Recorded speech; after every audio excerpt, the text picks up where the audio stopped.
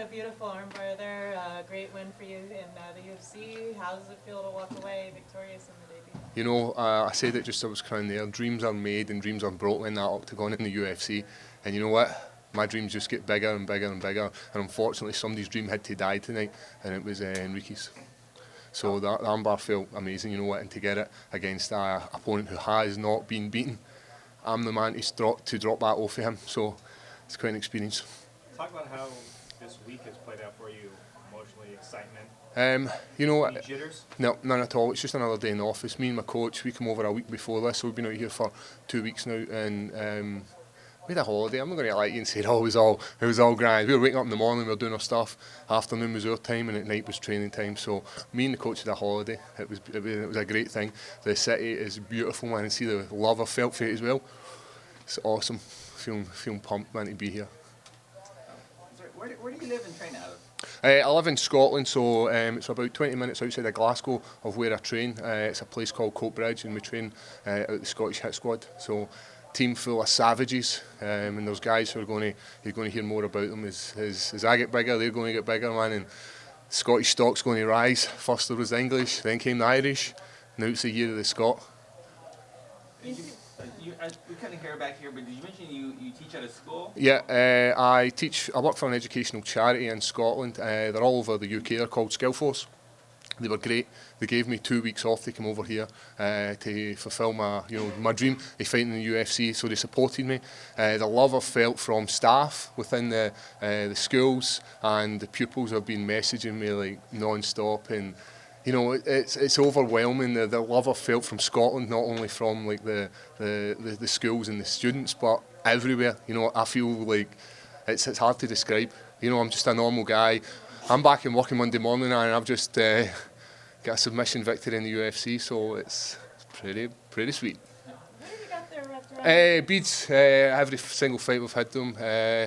My daughter gave me them, and you know what, I keep them all the time. So I've got a few rituals. Keep pictures of my daughters inside each glove.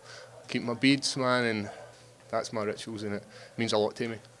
You said that anybody that goes to the ground with you is in danger of getting submitted. It seems that's you know what? I'm dangerous standing up, and you've seen that. I was dropping my elbows, man, and I was loving it. I was pumped.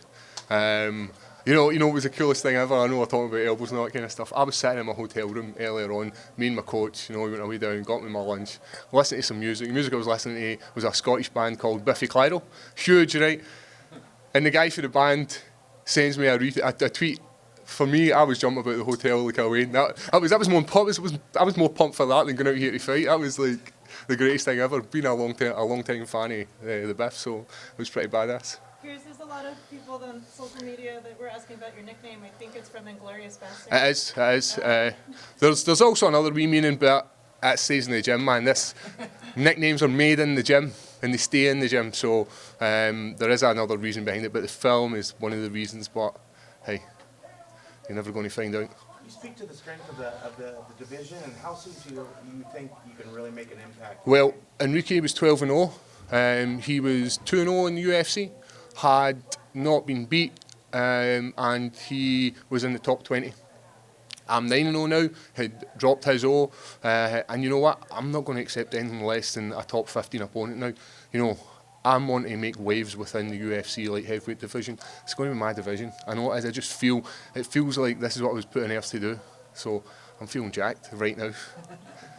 And you know what, my boxing coach, he says to me, Lawrence, he always says to me, you're a genetic freak, even though his dad slags me and says I punch slow. But I don't care, man, I love these guys. And you know, my coach, Brian Gallagher, who, he spends so much time with me. This guy's like my best pal, as well as my coach. He looks out for me, and his words of wisdom, man, I've seen us through 9 victories, and the team I've got round about me just, you know, it's hard to describe, man. There's nobody you want to take this journey with than these guys. I know it sounds cheesy, but it does. Is there anybody right now that's on your radar that you'd like to fight next? You know what? UFC London's just round the corner.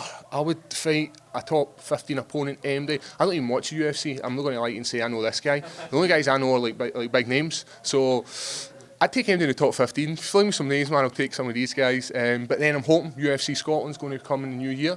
Don't know when it is. I'm hoping it's going to be around about summertime so that I can have some, you know, train over the summer while the schools are off, I can be off, and don't have to take any time off, and maybe get like a Brazilian legend, man. That's what me and my coach, we were saying, oh, you know, it'd be cool to fight, like a Nog or like a Shogun or something. That'd be cool. I know these guys. Everybody else I don't know.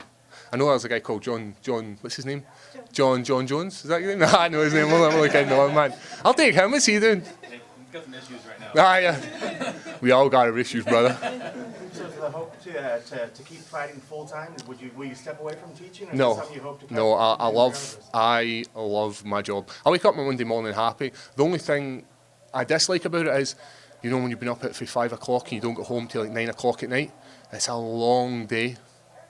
And that side that I don't like, but you know what? Waking up on Monday morning, not a lot of people can say they love their job, and I'm one of the guys, as well as having a hobby that I love. So it's a cool life to have. I'm living the dream.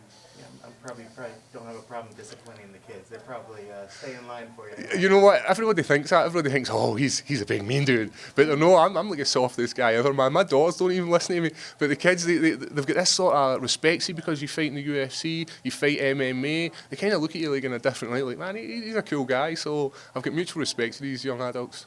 And they're all, they're all telling me, they're all saying, oh man, you need to give us a shout out, But there's far too many of them. I was like, I'll give you a shout out, But you know what, guys, there's far too many. You're not going to get a shout out.